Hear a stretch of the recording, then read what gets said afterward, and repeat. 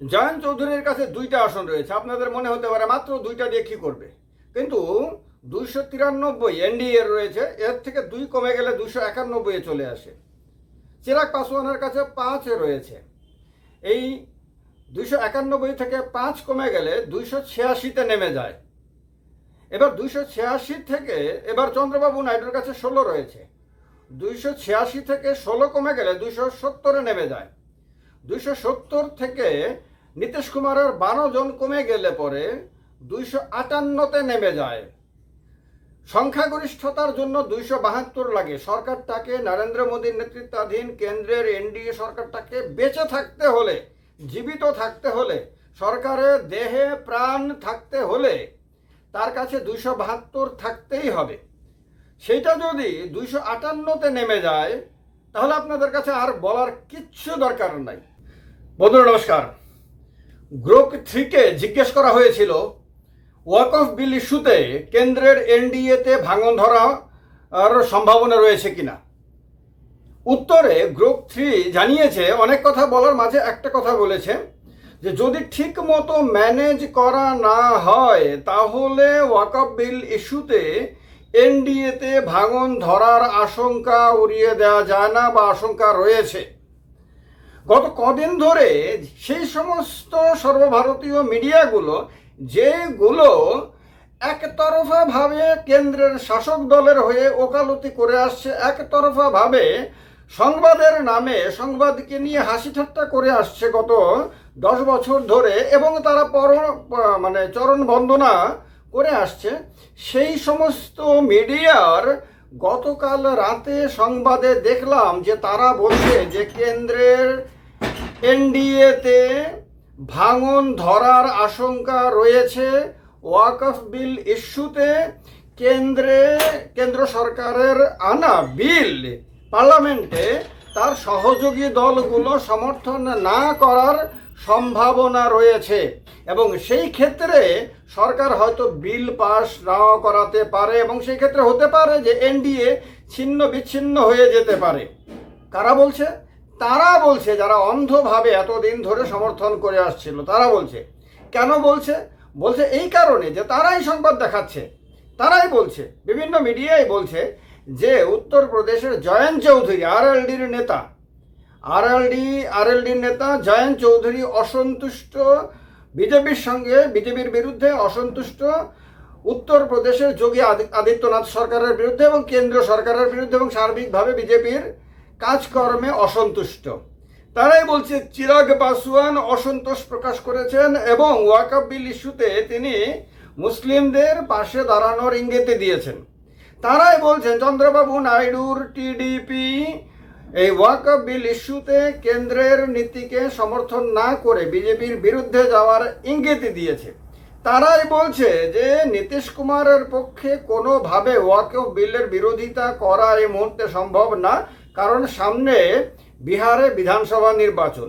এই অবস্থাতে এই 4টে দল এনডিএর ভেতরে থেকে, বিজেপির সঙ্গে থেকে তারা বিজেপির কাজকর্মে এতটাই অসন্তুষ্ট যে তারা শেষ পর্যন্ত যদি সরকার লোকসভাতে ভোটাভুটিতে যায় ওয়াকফ বিল ইস্যুতে, তারা হয়তো সরকারের বিরোধিতা করতে পারে, তারা হয়তো বিজেপির বিরোধিতা করতে পারে এবং ওয়াকফ বিলের বিরুদ্ধে ভোট দিতে পারে। এখন তারাই বলছে, তার কারণে তারাই বলছে যে সরকারের মাথার মধ্যে আপনার আশঙ্কার কালো মেঘ দেখা যাচ্ছে, সংকট দেখা যাচ্ছে এনডিএর ভেতরে। এনডিএতে বিজেপি এবং তার সহযোগী দলগুলোর মধ্যে মনোমালিন্য শুরু হয়ে গেছে, এবং মনোমালিন্য এমন একটা জায়গাতে গিয়ে পৌঁছেছে যে সেটা সরকারের অস্তিত্বকে পর্যন্ত সংকটে ফেলে দিতে পারে।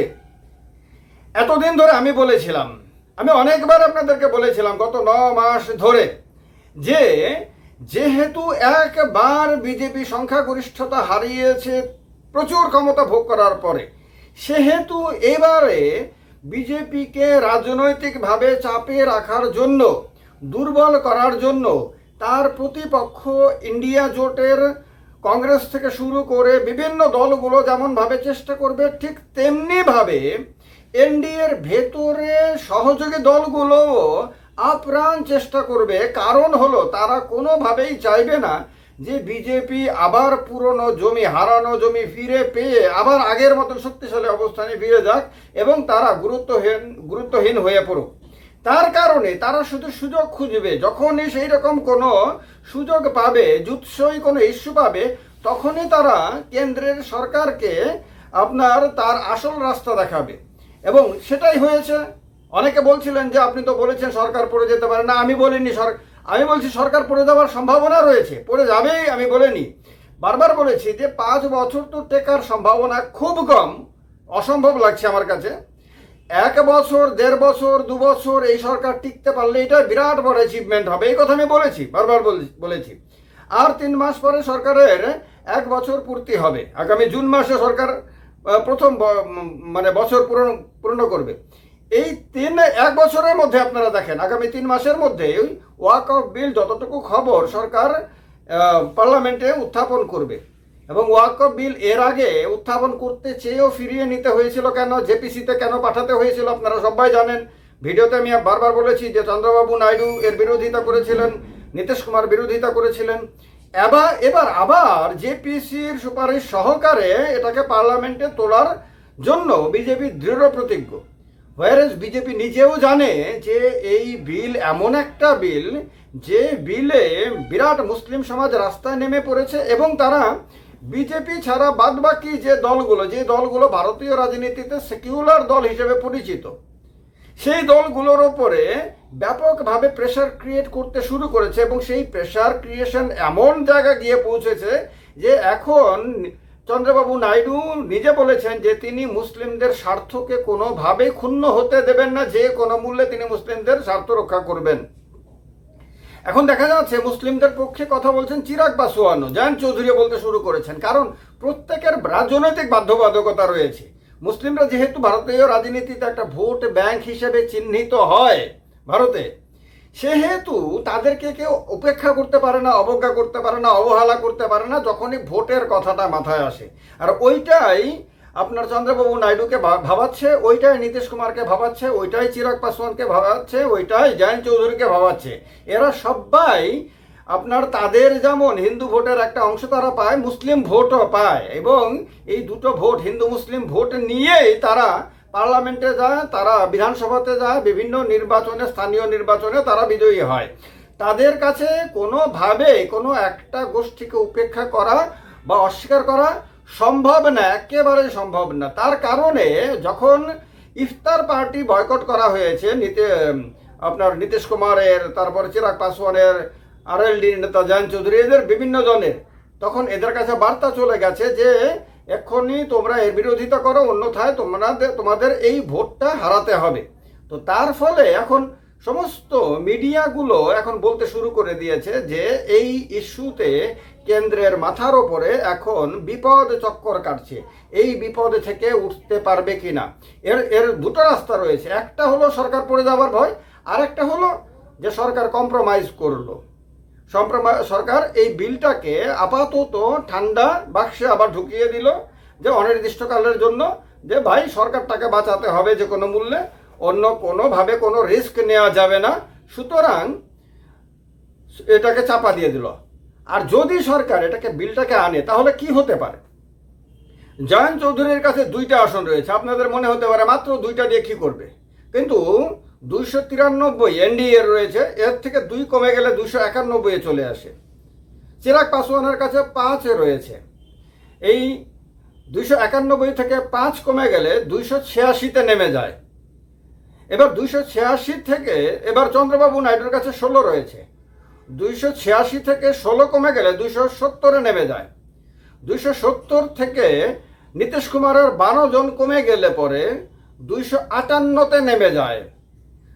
সংখ্যাগরিষ্ঠতার জন্য 272 লাগে। সরকারটাকে, নরেন্দ্র মোদীর নেতৃত্বাধীন কেন্দ্রের এনডিএ সরকারটাকে বেঁচে থাকতে হলে, জীবিত থাকতে হলে, সরকারের দেহে প্রাণ থাকতে হলে তার কাছে 272 থাকতেই হবে।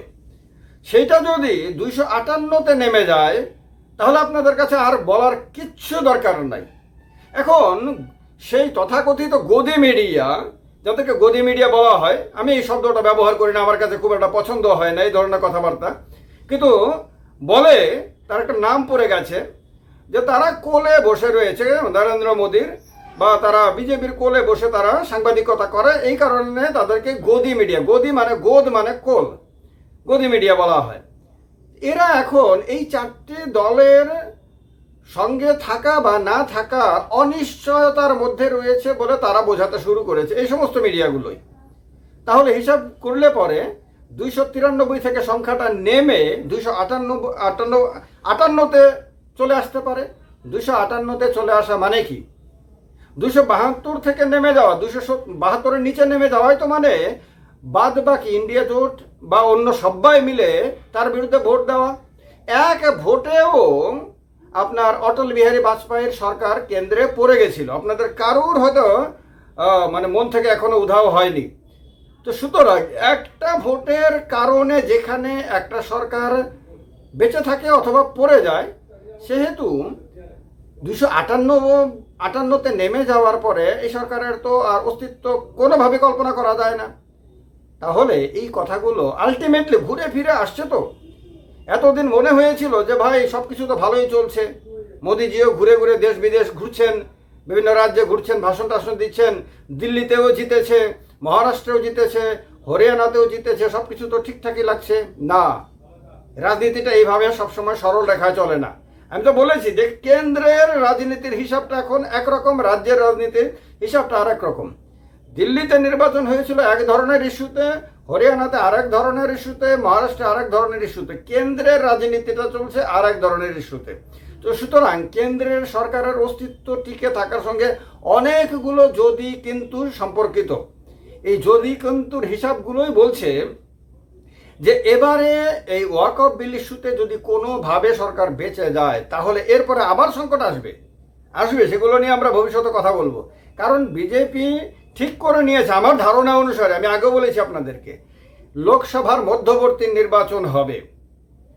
লোকসভার মধ্যবর্তী নির্বাচনের সিদ্ধান্ত বিজেপি মানসিকভাবে নিয়েছে, এটা আমার ধারণা। রাজনৈতিকভাবে নিয়েছে এরকম কোনো ঘোষণা এখনো পর্যন্ত হয়নি, কিন্তু বিজেপি ঠিক করে রেখেছে মানসিকভাবে যে 240 নিয়ে খোরা ল্যাংরার মতন এইভাবে দীর্ঘদিন সরকার চালানো সম্ভব না। এবং সেই সরকার যেহেতু কোনো সিদ্ধান্তই ঠিকমতো নিতে পারবে না, সরকারের জনপ্রিয়তা ধরে রাখাও সম্ভব না। সরকারের জনপ্রিয়তা এতই কমে যাবে যে পরবর্তী নির্বাচনে এই সরকার একেবারে অনেক বাজে রেজাল্ট করবে।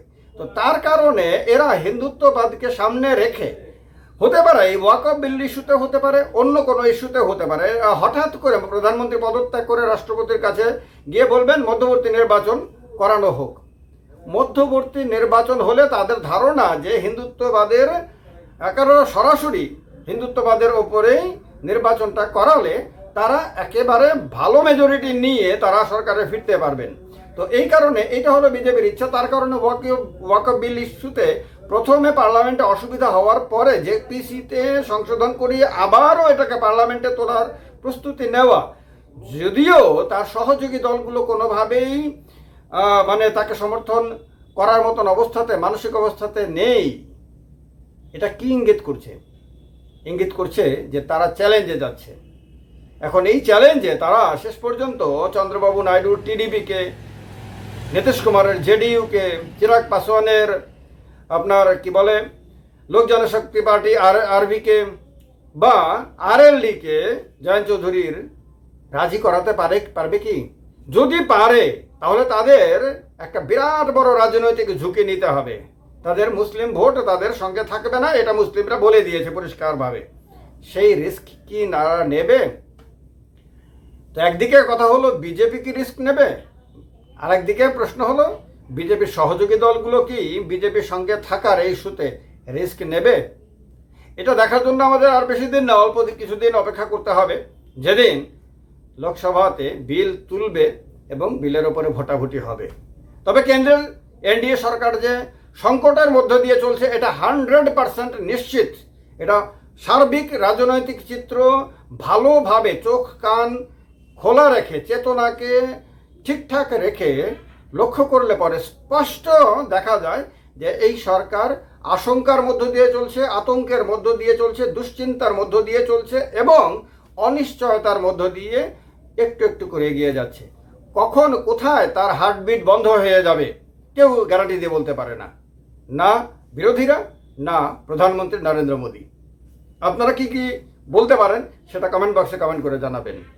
ভিডিওটা ভালো লাগলে একটা লাইক অবশ্যই করবেন, শেয়ার অবশ্যই করবেন, কমেন্ট অবশ্যই করবেন। আর প্রসেনজিৎ চক্রবর্তী চ্যানেলটাকে এখনো পর্যন্ত যদি সাবস্ক্রাইব না করে থাকেন, ফটাফট করে দেবেন। জয় হিন্দ, বন্দে মাতরম।